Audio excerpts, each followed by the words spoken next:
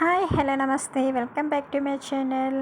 మనము ఇడ్లీ పిండి రుబ్బుకుంటాం కదండి, అది 2 రోజుల కన్నా ఎక్కువ ఉండదు ఒక్కొక్కరి ఇంటిలో. ఎందుకంటే పులిసిపోతూ ఉంటుంది. అలా కాకుండా అది ఎక్కువ రోజులు పులియకుండా ఉండాలంటే నేను చెప్పినట్టు మీరు టిప్ ఫాలో అయినట్టయితే ఎక్కువ రోజులు ఉంటుందన్నమాట. కానీ ఎప్పటికప్పుడు ఫ్రెష్గా చేసుకోవడమే మంచిది. నేనైతే 2 డేస్ వరకే చేసుకుంటాను. ఎక్కువ రోజులైతే ఏది పెట్టను. దోశపిండి అయినా ఏదైనా ఓన్లీ 2 డేస్ వరకే చేసుకుంటామట. కానీ చాలామంది దోశపిండి అనేది ఇంకా ఇడ్లీ పిండి అనేది ఎక్కువ రోజులు చేసుకుంటారు కదా. అటువంటి వాళ్ళు ఈ టిప్స్ ఫాలో అయినట్టయితే అది త్వరగా పులియకుండా మంచిగా ఉంటుంది.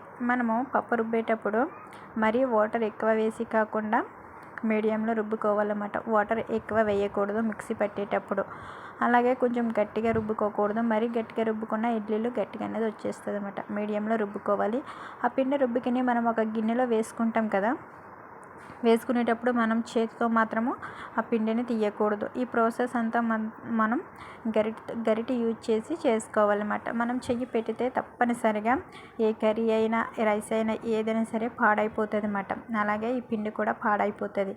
మనం గరిటెతోనే ఆ మిక్సీ జార్లోని పప్పుని తీసుకోవాలి. అలాగే నూక మనం వేసుకునేటప్పుడు డైరెక్ట్గా వేసుకోవద్దు. కాసేపు వాటర్లో నానబెట్టి దాన్ని మంచిగా కడిగేసినాక ఆ వాటర్ని అంతని వడగట్టేసి అప్పుడు నూక వేసుకుని ఇంకా నేను వీడియోలో చూపిస్తున్న మాదిరిగా పప్పు నూక కలుపుకోవాలి. చెయ్యి మాత్రం పెట్టకండి. అలాగే దీంట్లో సాల్ట్ కూడా కలపకూడదు.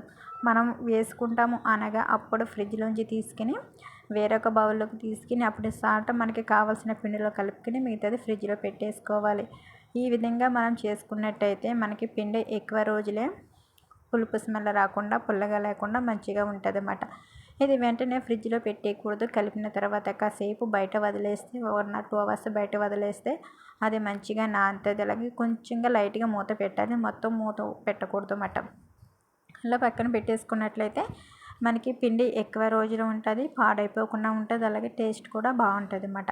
ఈ టిప్ మీకు నచ్చింది అనుకుంటున్నా. నచ్చితే నా ఛానల్ని సబ్స్క్రైబ్ చేసుకోవడం అయితే మర్చిపోకండి. అలాగే ఈ వీడియోకి లైక్ చేయడం కూడా మర్చిపోకండి. Please subscribe my channel. Thanks for watching friends.